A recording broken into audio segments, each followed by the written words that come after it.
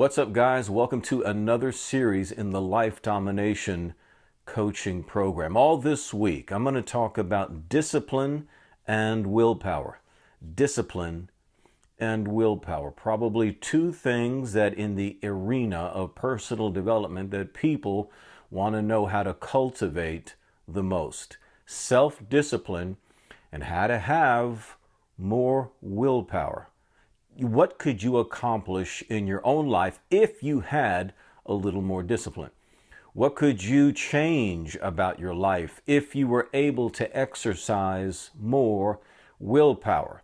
Willpower appears when we face temptation.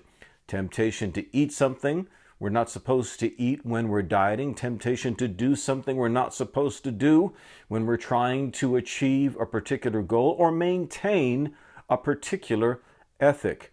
Willpower. How do you get more of that?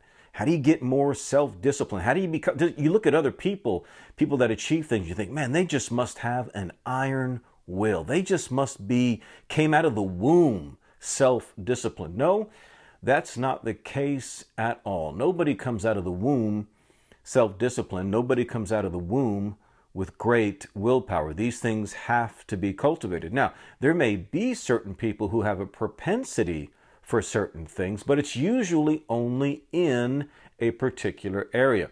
For example, if I asked you to think about someone that you think has a iron will or is naturally self-disciplined, it's usually because they've applied it to a particular area of life. Now, you've never seen the other areas of their life.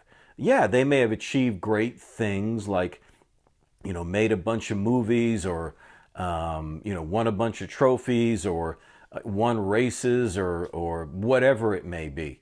But then you may go into their personal life and find out their kids hate them because they never spent any time with their kids. The husband or wife hates them because they never spent any time with them. Or you might find out they're even though they've made so much money, they've constantly lost so much money because they're incredibly undisciplined in their finances and they exercise no willpower when it comes to foolish spending.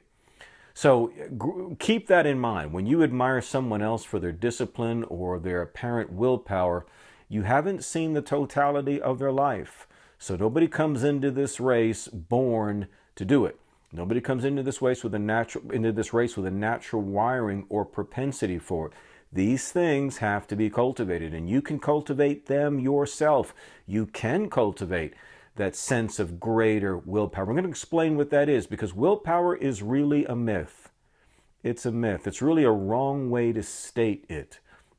And I'm going to talk more about that. Self-discipline is imperative. We know that.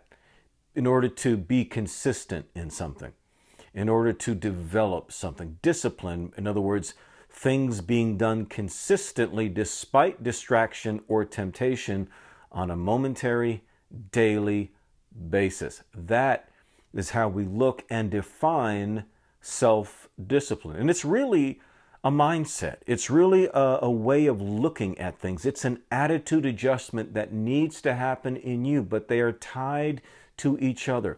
Willpower and self-discipline are tied to each other by one thing. And we're going to talk about what that one thing is. And we're going to talk about another element that helps to keep these things going. So we're not just exercising willpower and discipline on a day or a week and then falling back into the habits that we do before. That's what frustrates people.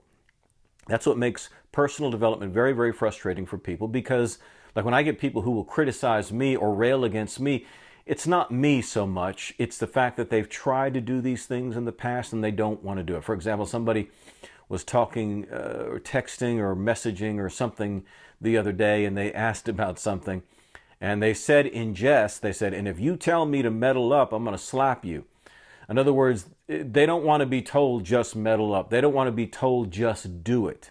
Well, I'm sorry. I mean, you have to do those things. But what it bespeaks is their frustration, is that they have tried to be disciplined. They have tried to exercise willpower, but they've failed. They might go okay for a week or so, or 2 weeks, maybe even a month. and they find themselves drifting back to their habits as before. They find themselves drifting back to the way they used to be. That's what creates frustration, which creates hopelessness.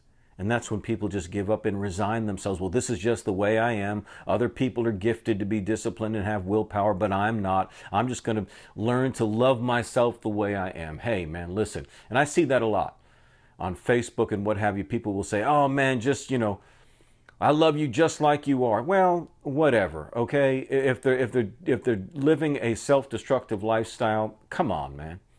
You should be saying, listen, I love you just the way you are. In other words, whatever your bad habits are doesn't change the fact that I love you. I love you just the way you are, but I love you too damn much to leave you that way. I love you too damn much to leave you that way. So that's what we're talking about all this week. Creating greater self-discipline, creating greater willpower so that we can begin to make some progress. A lot of us, man, our health is at stake. We have got to change our diets. We have got to lose weight. We've got to get our finances in order. We can't keep wasting time in bad relationships. We can't keep going on in a job we don't like. And the clock is ticking, as I've always said, on the only life that we've got. And self-discipline and willpower are very, very central to you getting out of where you are and landing where you've always wanted to be. So I'm excited about this series. I hope you are. Be sure to tune in for each and every one as we talk about self-discipline and willpower. Can you dig it? I hope you can.